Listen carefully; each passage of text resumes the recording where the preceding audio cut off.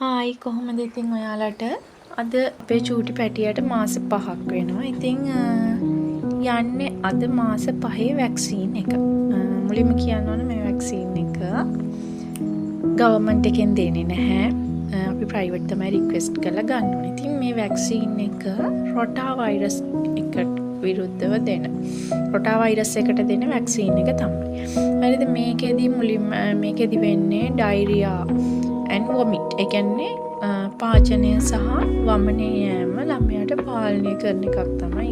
ඒකට තමයි මේ වැක්සීන් එක දෙන්නේ. සමහර ડોක්ටර්ස්ලා මේක මාස 2 4 දෙනවා. සමහර ડોක්ටර්ස්ලා මාස 3 5 දෙනවා. අන්න ඒකට තමයි මේක දෙන්නේ. ඉතින් අපි කින්ස් හොස්පිටල් එකට තමයි ගියේ. ඔන්න ඔය විදිහට බබාවත් ලේස්ති කරගෙන අවශ්‍ය දේවල් දාගෙන අපි ගියා ડોක්ටර් ගාවට. ඉතින් අනිවාර්යෙන් ડોක්ටර් බබා හොස්පිටල් එකට ගියාම බර බලනවා.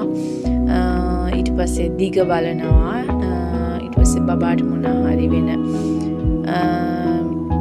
හරි ප්‍රොබ්ලම් තියෙනවා නම් ඒවත් බලලා තමයි වැක්සීන් එක දෙන්නේ. අනිවාර්යෙන් මේ වැක්සීන් එක ගන්න යනවා නම් පැය එකමාරක් කිරි නොදී යන්න ඕන. මේක ඕරල් වැක්සීන් එකක් වුණ ගන්නෙන්නේ නැහැ. එහෙම වෙන්නේ නැහැ. මොකද බඩගිනි ගියාම ඒක කටටනේ දෙන්නේ. ඉතින් ඒකින්ද ටක් ගාලා ඒක වීගෙන යනවා බබා. ඉතින් අවුලක් වුණ නැහැ. බබා නම් බිව්ව චොට කැඬුවා. මේකේ බිල් එක ගැන කතා කරත් මේකට කීයක් ගියාද කියලා පල්ලෙහා මම මෙන්ෂන් කරලා තියෙනවා වීඩියෝ එකේ. ඉතින් ප්‍රයිවට් වැක්සින් සෙන්ටර් එකකට ගිහිල්ලා හරි PD කෙනෙක් බබාව පෙන්නද්දි හරි මේක අපිට රික්වෙස්ට් කරන්න පුළුවන් මාස 6ට කලින්. ඉතින් ඔන්න ඔය විදියට තමයි බබාට වැක්සීන් එක දුන්නේ. ඊළඟට ආයි මාස 6 වැක්සීන් එක කොහොමද කරේ කියලා අපි වීඩියෝ එකකින් අරගෙන එන්නම්. එහෙනම් අපිව සබ්ස්ක්‍රයිබ් කරලා තියාගෙන ඉන්න.